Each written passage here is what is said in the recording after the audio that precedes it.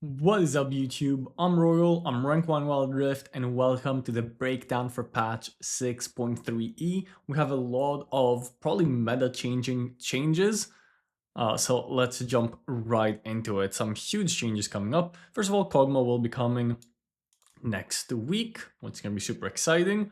And they're of course buffing his perfect partner Yuumi. So Yuumi after the rework was extremely underwhelming, so they're just immediately buffing her. They are changing the cooldown on her passive, making it way stronger in the early game. Her laning phase is probably the weakest part of Yuumi, so they're looking to buff that up a bit. She's getting more base damage in her first ability, she's getting a stronger slow effect, and more damage to her best friend. She's also gaining more heal and shield, and they're changing the early game heal on her zoomies, so they're way improving her early game and giving her some late game power as well. This will definitely help. I'm not sure if this will make her like really strong or not, because currently she's very weak, but these are big buffs. So I guess we'll see what happens, but these are actually some very big buffs. And I guess we'll see what she will be like next patch, but I'm predicting that she will be a lot better. Now, because she's so weak, I'm not sure exactly how these buffs will fully impact her, but she's definitely gonna go from being one of probably the weakest support right now to, she could be really OP or she could still be weak, and these are not enough because we can't really tell yet. However, these are some massive buffs, so you should definitely try out Yuumi. Evelynn.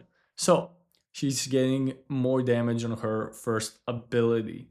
So this helps a lot with her jungle clear, especially later into the game, which is kind of like the main weakness that Evelynn has right now.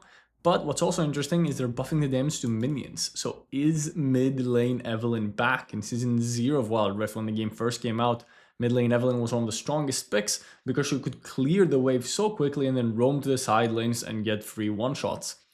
So I guess we'll see if mid lane Evelynn is back. I think it will at least be viable now. And this also helps quite a bit in the jungle. On a champion that wasn't weak, you guys know I'm a big Evelynn player, so I'm very excited for this change. And she's definitely going to be one of the strongest junglers going into next patch. She's also extremely annoying to play against, so make sure you buy your control wards. So Kalista, her rend damage is going up later into the game, I guess not super late, and she maxes this first. And her ultimate is being reduced by quite a lot. Kalista has been needing buffs. Hopefully these changes go through, because what they did a few patches ago is they buffed her, but the changes never actually made it to the live server, right? It was just in the patch notes, but the changes never actually made it through. So people thought Kalista was good, but she just wasn't. I think these changes are actually really big, because this 6 damage is 6 damage per auto attack that she's getting, right? That's what Rend pretty much ends up being. So it's 6 more damage per auto attack, and Fate's Call, which is one of the best ultimates out of any ADC, right? Can save your support from bad situations and gives you another engage tool. Dropping 10 seconds in the early game of this ability is massive, and it's 10 seconds at all stages in the game. So especially in the early game, it's really massive. So this is a big change for Kalista. Like imagine playing Kalista Zillion. You focus the Kalista, Zillion ults her. You focus the Zillion, Kalista ults him. It's a big change. So I'm glad to see Kalista buffed, and this will put her in line, if not better than most ADCs, I would say. Finally, we're getting some Nidalee nerfs. Base attack damage nerfed. This hurts lane Nidalee more than anything, but this will also hurt the jungle Nidalee's clear speed, which is pretty important.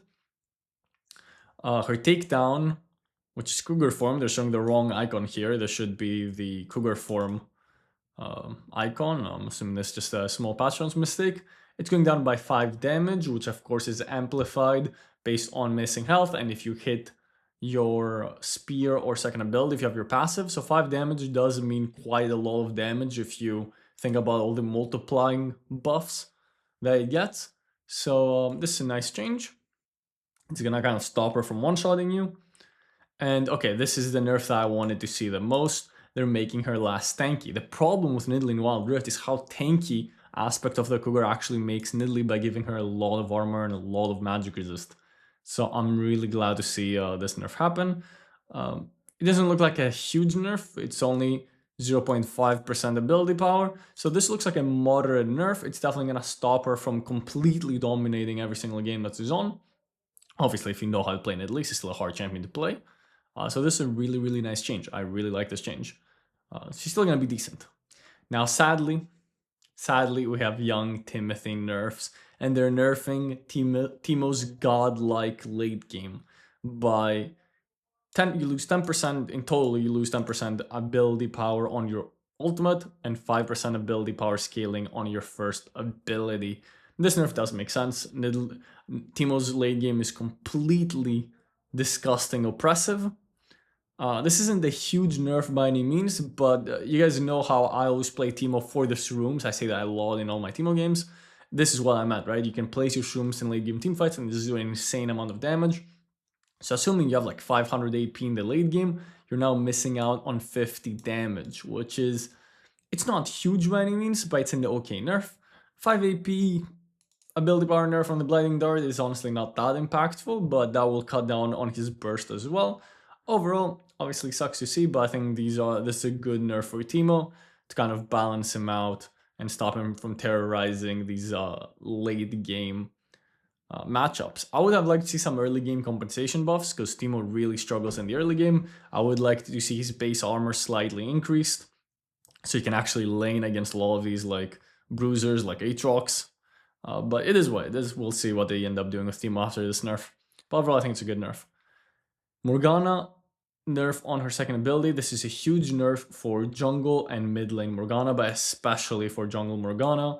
I made a Morgana video on my second channel recently. Also, make sure you subscribe to my second channel to not miss out on the best Wild Rift gameplays. I take the best games from my stream and I put them there. So if you ever miss a stream or if you ever miss a game, all of my best games are on that channel. So definitely check it out.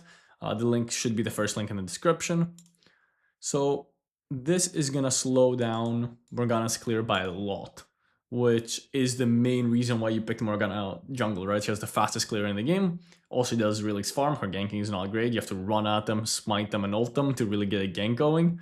But yeah, this will slow her down a lot. This will slow down mid lane Morgana as well, who has been one of the strongest mid laners for a while. Not a big impact on support Morgana, obviously, since you don't really care about your second ability. But overall, a good change in my opinion. Yeah, this will bring down Morgana. I've had her S tier in jungle and mid lane for God knows how long in my tier lists. This will likely bring her down a bit. Vayne tumble, they're increasing in the early ranks. This is mostly to punish early game Vayne in the solo lane more than anything. That's why they're doing this change. I mean, obviously this is more of a placebo nerf as well. This doesn't really do anything, but it should slow down solo lane Vayne quite a bit while keeping ADC Vayne somewhat balanced. I don't think Vayne really needs nerfs in general, but again, the problem with Vayne is it's really hard to balance her for the ADC role while making sure she's not OP for the Baron lane. Let's move on to items. So tanky boots are going to get nerfed, but let's talk probably about the biggest change of this patch, and that's Bloodthirster. So Bloodthirster is gaining 10 damage. It's gaining 250 HP. It's losing its attack speed, but the most crucial part of this is it's losing its passive. And I'm not sure if this is intentional or not, but this is the first time in Wild Rift that an item just won't have like a passive. Like its only passive is the lifesteal, I guess, which, I mean, that's not really a passive. So I'm not sure if it's just not in the patch notes and we're gonna see tomorrow a different passive, but from the looks of it, Bloodthirster just literally won't have a passive. Its passive will just be some lifesteal that you get, which is just a stat that they've placed on the passive. So I'm really, really confused on what's going on here. This will be a first for League of Legends and Wild Rift. It's an item with straight up no passive. But yeah, this is obviously kind of needed, especially because it's become every ADC will get Bloodthirster and every jungler or mid laner will get anti-shield and kind of like destroys the game in a sense. It destroys build path diversity. So I'm glad to see this change. It's going to become, Bloodthirster is going to become more of a bruiser item. I would say that it's probably going to be a lot better on champions like Yasuo and Yone, but it's losing its attack speed, which champions like Yasuo and Yone love. But I still think this will be a good rush item for Yasuo and Yone because the health helps a lot, especially in the early game, and it's become cheaper. so it makes it more lucrative in the early game. You want your first item to be cheap, so you can get to that power spike as soon as possible, right? The build path also is a bit of an improvement, right? It's gonna be an easier build path to go for because you have a ruby crystal in there. A lot of times I have 500 extra gold while I already have my vampiric scepter and my cloak of agility, so it's small improvement on the build path. So I'm very interested to see how this changes the build diversity on ADC. This also makes cut down a slightly better rune because now even ADCs will be getting an item with health, even though usually they don't get any items with health. So this is a really cool, interesting change. I do want to see what happens because they've removed the passive. Is there going to be another passive that just didn't include in the patch notes? I guess we'll find out when the game goes live. Maybe this will be the first item with no passive. We've gone to Phantom Dancer, and this is a big buff. So duration for the gain attacks and movement speed goes up to 6 seconds, which is huge, and the cooldown only becomes 10 seconds. So I'm expecting Phantom Dancer to be a lot better next patch. I do want to see if Yone and Yasuo build it. I know Tryndamere is definitely going to build it, and I want to see all of these hyper carry attack speed focused ADCs if they end up building it. Champions like Jinx could really benefit from this change. I love Phantom Dancer as an item because it's high risk, high reward, right? It gives you a bunch of attack speed, a bunch of movement speed, and makes you into a god, but of course, you're super squishy with it, right? It doesn't give you any defensibility, really, while not giving you the same oomph damage of an Infinity Edge. So this is a really cool change, and I'm super excited to play with Phantom Dancer in the next patch. That being said, Magnetic Blaster, which is kind of its biggest rival, because it gives similar stats, but a better passive, arguably, it's getting a slight nerf. It's going up to 3000 gold. Obviously, this is a very, very small nerf, but it makes Magnetic Blaster a less valuable choice in the early game, especially because Magnetic Blaster, like, the stats are not great, right? They give similar stats to Phantom Dancer, but nowhere near as good stats as Phantom Dancer. Instead, you get the really, really OP passive, which increases your range. So not only are they making it more expensive, which, I mean, they're making the passive more expensive on an item that's already not very gold efficient, but they're also lowering its damage by quite a bit. They're increasing the damage to minions, so it's actually going to have, from the looks of it, it's going to do more damage to minions. So champions that want some wave clear can go for Magnetic Blaster, but the damage to champions is going to be lowered pretty significantly. Keep in mind that this crits, so this 20 damage that you lose becomes like 40 damage with Infinity Edge later on, right? So this is a decent nerf to Magnetic Blaster, and I do expect a lot of the ADCs that were kind of going Magnetic Blaster as their default attack speed items to be switching to the Phantom Dancer. Champions like Tristana, Jinx, maybe even Vayne. Vayne could really benefit from this. Like, Vayne should never be going Magnetic Blaster thematically, right? You should be going for Phantom Dancer. So these are really, really awesome changes in my opinion. Death Dance is going to receive another small nerf. Damage stored for ranged champions unchanged. That's actually really interesting. But the damage stored for melee champions goes from 30% to 27%. For range, it's already really not worth it. I think it's like 15% or something. But initially it was 33% when they released the Yorless Death's Dance updated version. It was 33, and now it's gone down to 27. So another small nerf to Death Dance, and it's becoming less and less lucrative in my opinion. I already thought with 30% it's like decent, but not a must build every game like it was on 33. I think on 27%, there are usually better choices in most games for bruisers. Like if you're against a lot of magic damage, you can go for Maul, and now Guardian Angel also is looking more lucrative than Death Dance on a lot of champions. I guess we'll see how the patch plays out, but I think this is a good nerf because Death Dance was still a pretty dominant item even after the nerf. So now I think this will increase build diversity, which I love to see. Now here's a nerf that makes little to no sense, in my opinion. Why is Rallies getting nerfed? Who even builds Rallies? Rallies is built exclusively by Singed, and is it just Singed? I guess Aurelion Sol as well, and that's it. But Aurelion Sol doesn't care because his first ability is like continuously proccing it. And I guess Singed also, I don't understand what this nerf is. I don't know who this is targeted towards, but movement speed slowdown duration goes from 1 second to 0.75 seconds. I don't know who this is for. I genuinely don't know who this is for. This does nothing. It doesn't really affect Singed or Aurelion Soul, so I guess it doesn't matter. Berserker Greaves, the attacks restore health on hit goes from 8 to 10. They want to push more for Berserker Greaves. This also has to do with the Bloodthirster choice, right? The Bloodthirster change, excuse me. So now because Bloodthirster lost its attack speed, you can't really do the combo of let me go build Bloodthirster with the healing boots, right? Because I get attack speed from the Bloodthirster. Now you will have no attack speed if you rush Bloodthirster. So Berserker Greaves is becoming a better choice, and they're buffing it to kind of lead you to be like, okay, ADC should be building Berserker Greaves. So now you can go Berserker Greaves, which will also give you some more attacks on health. So maybe you don't even need Bloodthirster, right? If you don't want Bloodthirster, because you'll be getting healing and sustain through the Berserker Greaves. But you can still go Bloodthirster if you'd like with Berserker Greaves, and that's gonna make ADCs pretty tanky in the early game with the 250 HP from Bloodthirster. And of course, the more AD you get from Bloodthirster, and now you'll have your attacks from Berserker Greaves. So I think this is a very, very good change on champions that auto attack a lot, especially long range ADCs. I think Berserker Greaves will probably become the go-to over Glutinous Greaves next patch, to be honest. It just depends on what the Bloodthirster changes end up being in terms of the passive, which I guess we still don't really know. Maybe it just doesn't have a passive.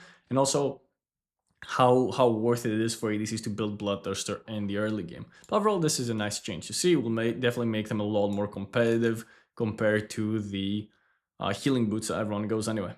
So Mercury Treads are being nerfed again. They were already quite weak because they got nerfed to 3% in the very early game. Now it goes from 3 to 12, 3 to 10. And physical goes from 3 to 10, 3 to 9, the plate steel caps. So these boots have been OP for such a long time. Like if you remember in the past, they were like 8 to 15% or something. It was crazy. So they've been turbo nerfed over the last few years. And to be honest, now I just don't think they're very good. I think after this nerf, I just don't think they're very good anymore.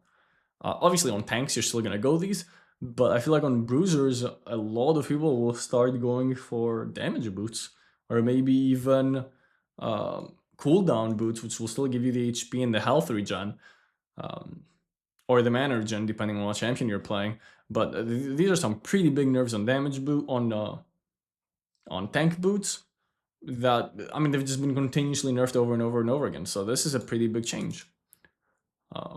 The tank boots are not completely dead, but I don't think they're as worth it as they used to be, where pretty much every bruiser would build them. Moving on to Gargoyle, the maximum health is going down. To be honest, they're nerfing the shield, even though it is a really OP shield and does probably need nerfs. With how much anti-shield is currently in the game, Gargoyle enchant feels bad, because like every single game there's anti-shield. So maybe now with the Bloodthirster changes being removed and them nerfing the shield, maybe there will be less anti-shield. So, that's good, right? We want more build diversity. But yeah, small Gargoyle enchant nerfs. I'm mostly targeted towards tankier champions. Okay, so these are the changes for this patch. Please let me know down in the comments which buffs or nerfs you're most excited about and what is going on with Bloodthirster. Tell me if you're excited for the new champion Kog'Maw. I need to go on the PB and play him a little bit. I've never actually played him in Wild Rift yet. So that's gonna be really fun. I'm gonna cook up an awesome video for you guys. So make sure you're subscribed for that. Like the video if you enjoyed. Thank you for watching and subscribe for more Wild Rift content.